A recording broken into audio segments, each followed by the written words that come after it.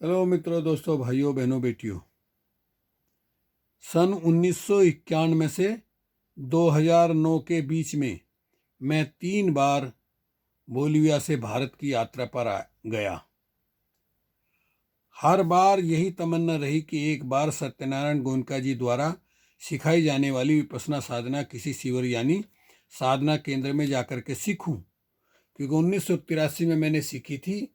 थोड़ा सा अभ्यास किया था, लेकिन तमन्ना ये थी कि सत्यनारायण गोयनका जी के जो शिविर लगते हैं उनमें कुछ अलग तरह का है।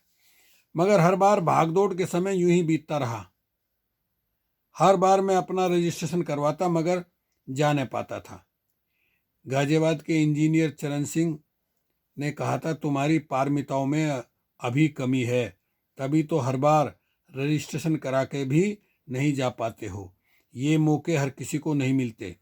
एक बार मन को पक्का करो, जीवन में काम कभी समाप्त नहीं होंगे। कहते थे मेरे पिताजी, हर काम काम में काम तू ही आवेगा, ना खत्म काम हो खत्म तू हो जावेगा।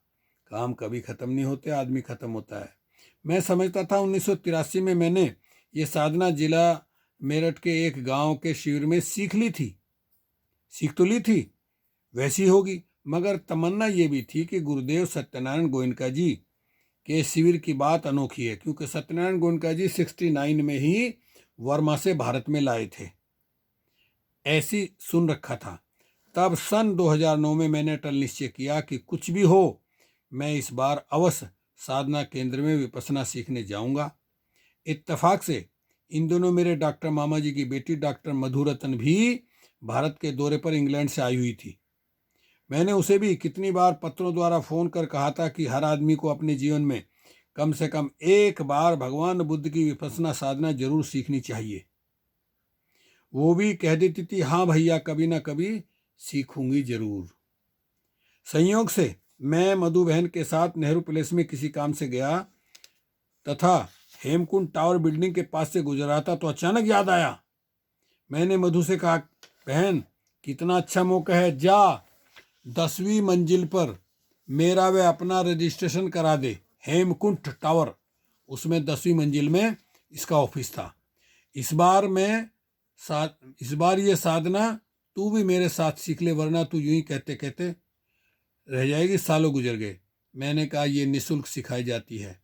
मेरे कहने पर मधु ने तुरंत मेरा वे अपना रजिस्ट्रेशन करा दिया।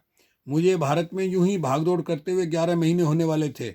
वे कई जरूरी काम पूरे नहीं हुए थे, जैसे गाजियाबाद में एक छोटा मकान जिसका वारिस पेपर बनवाना था, मगर मैं काम अधूरे छोड़कर शिविर में जाने का मन बना लिया।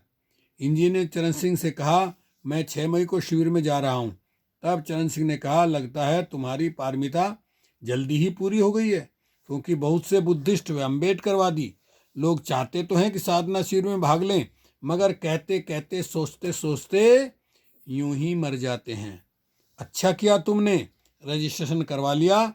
वे अवश्य जाने की बात कह रहे हो तो पारमिता की बात पर मुझे याद आया। किसी पूर्व जन्म में बोधिसत्व सुमेध नामक तापस थे। उस काल में दीपांकर बुद्ध थे।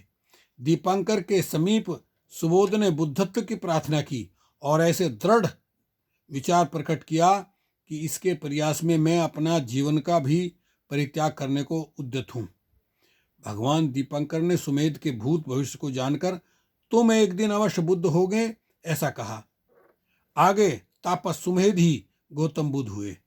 बुद्ध की आकांक्षा की सफलता के लिए सुमेध बुद्ध कारक धर्मों का अन्वेषण करने लगे और उन्होंने महान उत्साह प्रदर्शित किया। अन्वेषण करने से 10 पारमिताएं प्रकट हुई। जब ये निश्चय किया कि मुझे जो है बुद्धत्व की प्राप्ति करनी है, खोज की तो 10 पारमिताएं सामने आई, जिनका आसेवन पूर्व काल में बोधिसत्वों ने किया था। दरअसल ये सिद्धार्थ गौतम से जो बुद्ध हुई 28वें बुद्ध हैं। इनसे पहले 27 बुद्ध हो चुके हैं। तो इन्हीं के प्राण से, इन्हीं के ग्रहण से, जिनका अवसेवन पूर्व काल में बोधिसत्व ने किया था, इन्हीं के ग्रहण से उन्हें बुद्धत्व की प्राप्ति हुई। पारमिता का अर्थ होता है पूर्णता। इसे पाली में पारमी कहते हैं।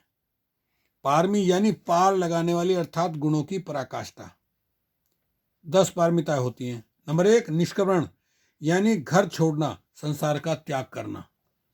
देखिए बुद्ध बनने के लिए। अधिष्ठान, पाली में कहते हैं अधिष्ठान यानी दृढ़ निश्चय। तीसरा है दान, वह दान जिससे किसी भी बदले की प्राप्ति की भावना न हो और दान फल का भी परित्याग हो। नंबर 4 शील यानी सदाचार। नंबर 5 अक्षंति, पाली में खंति यानी कितना भी उपकार किया गया हो तो भी चित्त की अकोपनता रहे, अर्थात सहिष्णुता भाव। नंबर 6 वीर्य, पाली में वीर्य यानी परिश्रम पुरुषार्थ कुशलोत्साह।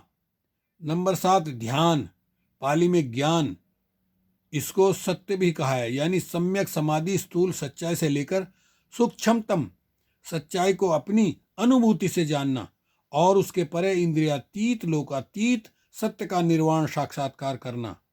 नंबर 8 प्रज्ञा यानी यथाभूत ज्ञान दर्शन, यानी अपने अनुभूति से अनित्य दुख एवं इन लक्षणों के साथ जानना। नंबर 9 मैत्री यानी ब्रह्म विहार, सत्वों के प्रति यानी जीवों के प्रति अहित और हित में स्वभाव रखकर मैत्री करुणा मुदिता का भाव पुष्ट करना। नंबर 10 उपेक्षा यानी जैसी भी स्थिति सुख की या दुख की उत्पन्न होती है प्रत्येक स्थिति में समता भाव रखना। ये देखिए इन 10 पारमिताओं का पालन किया तब मुझे पारमिता की बात समझ में आई व मेरा निश्चय अटल रहा। कृपया आप अपने विचार यानी अपनी प्रतिक्रिया जरूर लिखें, मैंने लिखा इस किताब में, जिससे अगले भाग में मैं सुधार कर सकूं व बाकी 7 दिनों का प्रवचन भी प्रकाशित करा सकूं।